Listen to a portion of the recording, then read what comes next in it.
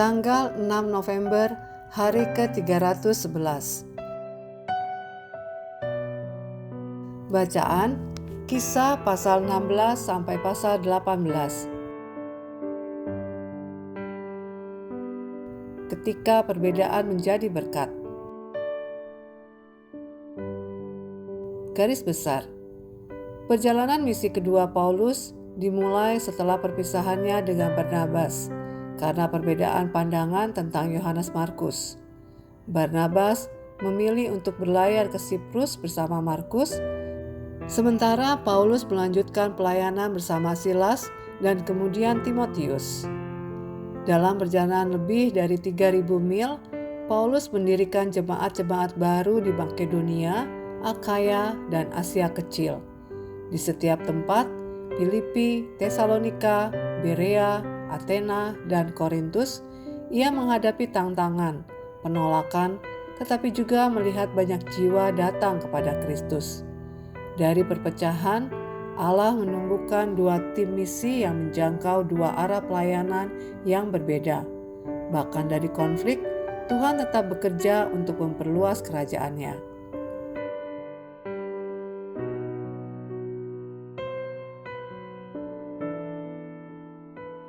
Renungan harian. Perselisihan dalam pelayanan bukan hal baru. Bahkan 2 hamba Tuhan besar seperti Paulus dan Barnabas pun mengalaminya. Namun dari kisah ini, kita belajar bahwa Allah dapat memakai perbedaan pandangan untuk tujuan yang lebih besar. Barnabas, si anak penghiburan, melihat potensi dalam Yohanes Markus dan memilih untuk membangunnya kembali.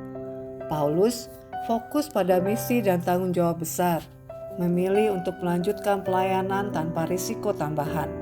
Hasilnya, Injil justru menjangkau lebih luas melalui 2 tim yang berbeda. Bertahun-tahun kemudian, Paulus menulis dengan penuh kasih tentang Markus. Kolose pasal 4 ayat 10, 2 Timotius 4 ayat 11.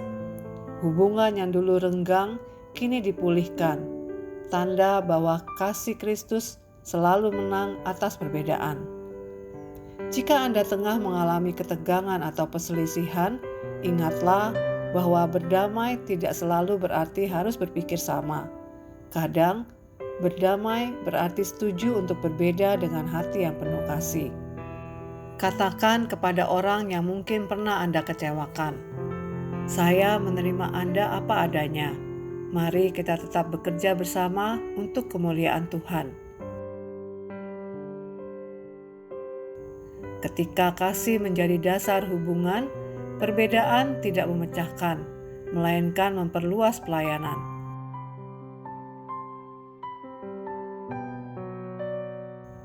Pendalaman.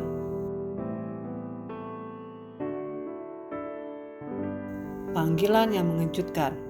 Kisah pasal 16 ayat 15. Paulus bermimpi tentang seorang pria Makedonia yang memanggilnya datang. Namun, ketika tiba di Filipi, justru sekelompok wanita di tepi sungai yang pertama mendengar Injil. Lydia, seorang pengusaha kain ungu, menjadi orang pertama di Eropa yang percaya kepada Kristus.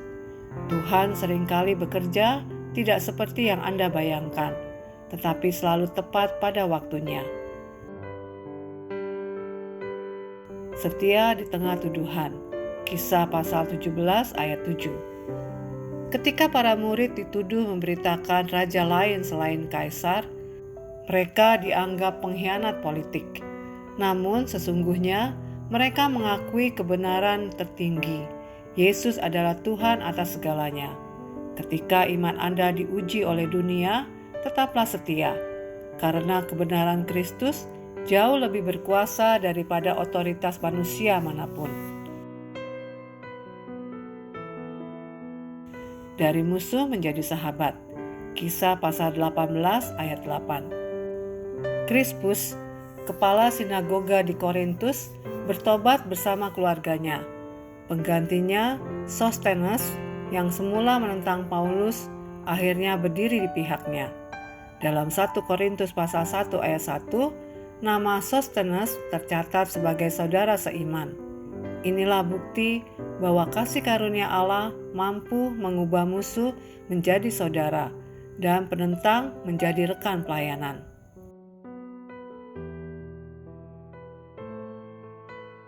Demikian renungan hari ini.